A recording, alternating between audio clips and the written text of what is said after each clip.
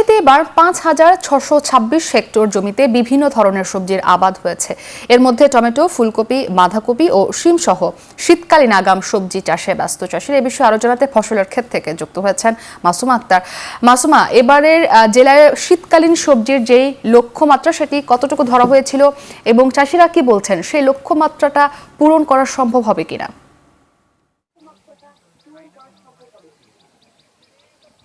মুক্তি এবছর কিন্তু রাজশাহীতে এই মুহূর্তে কিন্তু আসলে যে মৌসুমটি চলছে খরিফ ২ মৌসুম, এই মৌসুমে আগাম জাতের কিছু শীতকালীন সবজিও কিন্তু আসলে চাষ হয়ে থাকে এবং প্রতি বছরই সেটি করেন চাষিরা।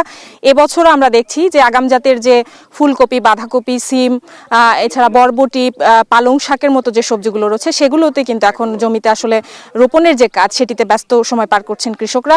আমরা এই মুহূর্তে আছি রাজশাহীর দুর্গাপুর উপজেলাতে। এখানেও কিন্তু আসলে সব ধরনের সবজি বা আসলে সারা বছর ব্যাপী ৩টি মৌসুমে ভাগ হয়ে আসলে এখানকার চাষিরা সেই চাষাবাদগুলো করেন। এই মৌসুমে আমরা দেখতে পাচ্ছি এই মুহূর্তে যে ফুলকপির যে চারা সেটি রোপণে কিন্তু ব্যস্ত চাষিরা এবং দুপুরের পর থেকেই তারা কিন্তু এই সবজি চাষের যে কাজ সেটি কিন্তু করেন। তারা সকালে কিন্তু এই চাষের কাজ করেন না, তবে দুপুরের পর থেকে তারা ব্যস্ত হয়ে যান এবং আমরা দেখছি পাশাপাশি কিন্তু এই চারাগুলোতে পানি দেওয়ার যে কাজ সেটিও তারা করছেন এবং তারা আশা করছেন যে এই খরিফ ২ মৌসুমে আসলে তারা এই ফুলকপির যে আবাদটি করছেন এটি ৫৫ দিন পর থেকে আসলে ফুলকপিতে ফুল আসা শুরু করবে এবং বাজারে তারা সেটি বিক্রির জন্য আসলে নিয়ে যেতে পারবেন।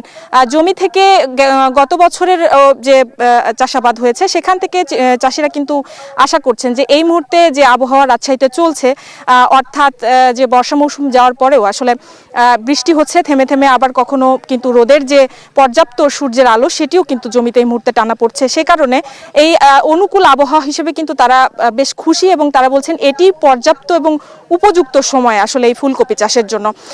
এবং প্রতি বিঘা জমিতে কিন্তু আসলে আমরা দেখছি যে এখানে ৮ থেকে ১০ জন করে আসলে যারা শ্রমিক হিসেবে এখানে কাজ করছেন এবং তাদেরকে দিনে কিন্তু ৫০০ টাকা মজুরি আকারে দিচ্ছেন এবং পাশাপাশি কিন্তু তারা যেটি বলছেন এই প্রতি বিঘা জমিতে ৭০ থেকে ৮০ হাজার টাকা খরচ করলে পুরো মৌসুমে পরে তারা এই ফসলটি যখন আসলে বিক্রির জন্য করবেন তখন কিন্তু দ্বিগুণেরও অধিক লাভ তাদের হবে বলে কিন্তু এখন পর্যন্ত কৃষকরা আশা করছেন। যদি পর্যাপ্ত সূর্যের আলো এবং বৃষ্টিপাত তারা পান তবে সেক্ষেত্রে ভালো ফসলের আশা করছেন। এই ছিল মুক্তি আমার কাছে রাজশাহীর দুর্গাপুর থেকে শীতকালীন সবজি চাষের সর্বশেষ।